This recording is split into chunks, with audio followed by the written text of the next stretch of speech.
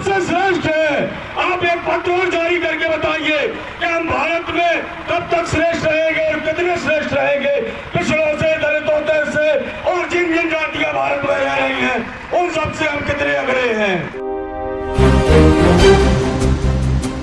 सागर के खेल परिसर मैदान में जातिगत आरक्षण के विरोध में आंदोलन रूपी विशाल सभा का आयोजन किया गया,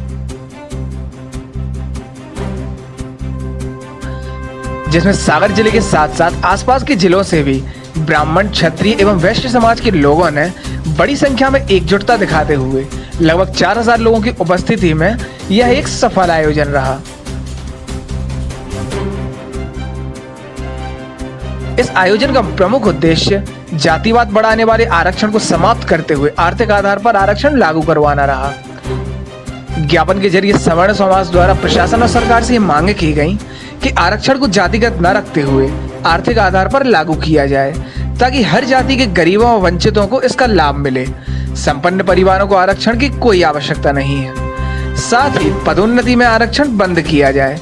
यदि किसी एक परिवार में आरक्षण के आधार पर एक सदस्य को नौकरी मिल जाती है तो उस परिवार के बाकी सदस्यों को आरक्षण का लाभ नहीं मिलना चाहिए।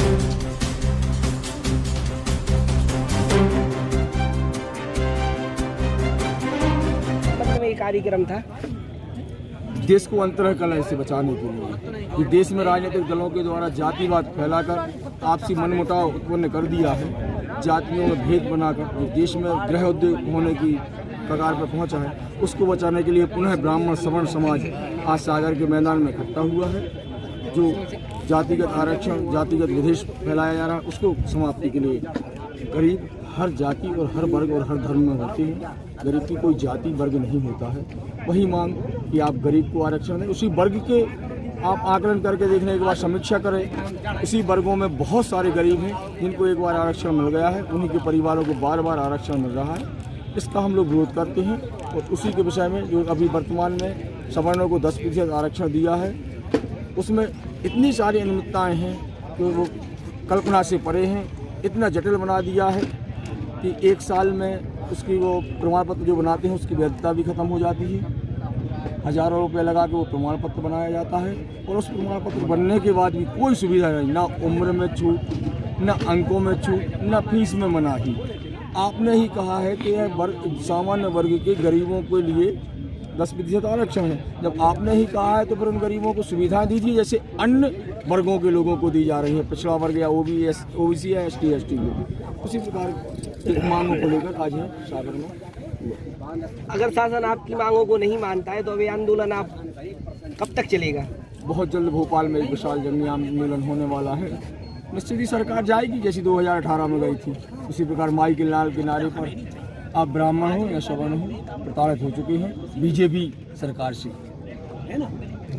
देखिए, आज सागर संभाग के सभी सामान्य वर्ग के सभी सामाजिक संगठनों के लोग एकत्र हुए थे और जातिगत आरक्षण के विरोध में आर्थिक आधार आरक्षण की मांग करते हुए एट्रोसिटी एक्ट जैसे काले कानून के विरोध में ये लोग इकट्ठा हुए थे और सबने ये मांग रखी है कि इस देश से अब जातियों का जो विभाजन है, जातियों के आधार पर लोगों को बांटने की नीति है, वो खत्म हो। आर्थिक आधार पर बोला आपने, आर्थिक आधार पर दे दिया गया।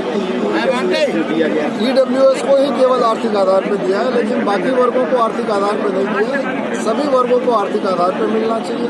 जिसको एक बार लाभ मिल गया उसको दोबारा लाभ नहीं मिलना चाहिए, ताकि उसी वर्ग के गरीबों को उसका लाभ मिले। ये जो कार्यक्रम था एक्चुअली ये गैर राजनीतिज्ञों की तरफ से शुरुआत हुई। ये परेशान लोगों के द्वारा किया गया ये कार्यक्रम है, ये आयोजन है। ये दरअसल पहली सीढ़ी है। इसके बाद हम एक के बाद एक कई सीढ़ियाँ चढ़ने के लिए तैयार हैं, जब तक कि हम अपने सवर्ण समाज को, जिसमें कि सवर्ण समाज की सभी जातियाँ आती हैं, जब तक कि हम उन्हें एक अच्छे स्तर तक नहीं पहुँचा देते, क्योंकि हम दलित बन चुके हैं। दलित शब्द का अर्थ ही किसी जाति से नहीं होता था पहले। जब बाबा साहब भीमराव अंबेडकर ने और हमारी संविधान समिति ने ये निर्धारित किया था कि आरक्षण दिया जाना चाहिए, तो उनका जो आधार था वो जातिगत था नहीं, वो पहले सामाजिक स्तर को ऊंचा उठाना था। और समाज में ये देखा गया कि यार इसको किस तरह से उठाया जाएगा।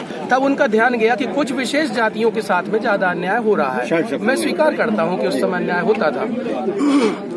उसको देखते हुए जातिगत आरक्षण लागू किया गया, जो कि 10 वर्षों के लिए था। और उसमें ये देखा जाना था कि जैसे ही ये जातियां ऊपर उठ के आ जाएंगी और हमारा समाज एक रस हो जाएगा, तो उसके बाद आरक्षण समाप्त कर दिया जाना है। लेकिन कालांतर में देखा गया कि राजनीतिक दलों ने इसका नाजायज फायदा उठाया। उनको समझ में आ गया कि इस तरह से वोट की राजनीति खेलना बहुत फायदेमंद रहेगा, तो हर राजनीतिक दल ने वोट की राजनीति खेली है। और वोट की राजनीति खेलते खेलते उन्होंने जातियों में वर्ग संघर्ष को बढ़ा दिया है। इस तरह से अगर ये लगातार जारी रहेगा तो एक समय ऐसा आएगा कि इस देश में वर्ग संघर्ष होगा, आपस में जातियां कबीलों की तरह लड़ने लगेंगी, जो कि शुरुआत हो भी चुकी है।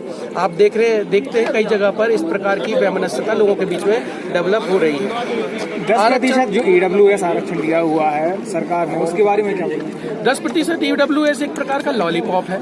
सरकार को जब समझ में आ गया कि आंदोलन हो रहे हैं, सरकार को परेशानियां बढ़ने लगी, तो इन्होंने एक लॉलीपॉप प्रस्तुत कर दिया कि लीजिए साहब 10% आपके लिए हम रख रहे हैं। वो 10% जो था वो अतिरिक्त नहीं है, वो 10% देकर के उन्होंने कई शर्तें उसमें ऐसी लागू कर दी जिससे कि लोग परेशान होते हैं। आज EWS बनवाने के लिए एक बेरोजगार बच्चा जो ऑलरेडी पहले से ही धन संपत्ति के मामले में पहले ही परेशान है, उसके पास गरीबी है, वो 10 जगह जाता है, चक्कर काटता है, उसको कई जगह रिश्वत देना पड़ती है। उसका जेब पहले ही खाली है, वो रिश्वत देता है, समय बर्बाद होता है, पता चला कई बार उसकी फॉर्म भरने की डेट भी निकल जाती है। इस प्रकार से वो वंचित ही रह जाता है। तो आपने वंचित वर्ग को उठाने का काम नहीं किया, उसे यहाँ वहाँ दौड़ाने का काम किया। आपने ये जो लड़ाई चालू की है, ये कब तक लड़ेंगे? ये लड़ाई देखिए ऐसा है, हमारा उद्देश्य सफल होना। हमने कोई समय सीमा बिल्कुल नहीं बांधी है। जब तक सरकारें अपनी वास्तविक गलती को नहीं समझती और न्याय और अन्याय में फर्क नहीं करती हैं, तब तक हम ये लड़ाई लड़ते रहेंगे। और ये तो शुरुआत है, एक दिखावा मात्र था छोटा सा।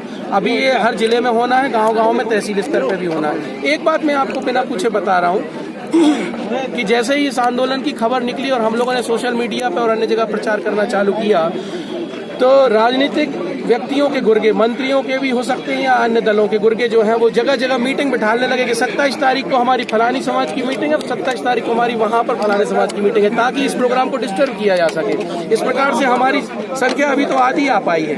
वो विभिन्न जगहों पे हमारे समाज के लोग वहां पर कई जगह मीटिंगों में व्यस्त है, जिसमें सवर्ण समाज है, जैसे कि क्षत्रिय समाज, वो भी व्यस्त है और हमारे यहाँ भी आई है। लाला समाज जिनको कहते हैं हम, वो भी यहाँ पर कायस्थ समाज के लोग आए भी हैं और कुछ नहीं भी आ पाए। ब्राह्मणों के साथ भी ये हुआ, कुछ आ पाए, कुछ नहीं आ पाए। अगर हमारे आंदोलन में इस प्रकार से फूट न डाली जाती तो ये सब बड़ा लेवल पे होता। तो अगली बार के आंदोलन में हम इस चीज का ध्यान रखेंगे कि लोग अंदर से जागे और हृदय से अपने समाज के लिए समर्पित हो, ना कि किसी नेता की तलवार चाटू रूप में जाकर के वहाँ पर भक्ति भाव को प्रस्तुत करें। Thank you. ब्यूरो रिपोर्ट, सागर खबर 24।